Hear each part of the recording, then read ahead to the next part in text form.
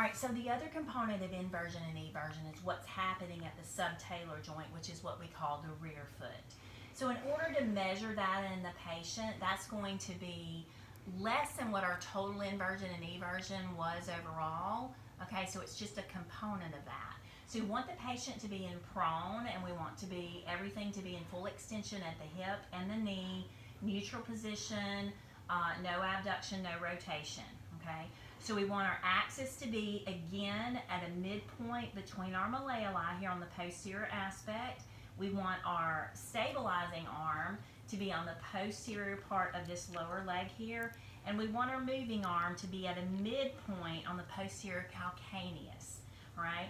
So in order to do inversion, we're actually going to bring the calcaneus into inversion, and we're going to get about 20 degrees of that motion there. Okay, so we took it from 0 to 20.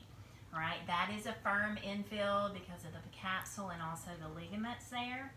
And then for eversion, we're going to do the same thing. We're going to still be lined up here at the same axis here on the posterior aspect, midline between the malleoli, posterior lower leg, and then the posterior midline of the calcaneus. And we're going to take it into eversion, and we're going to get about 10 degrees.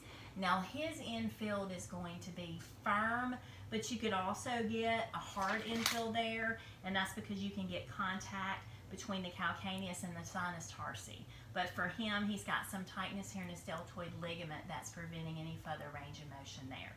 So that is motion at the rear foot, inversion, eversion of the subtalar joint.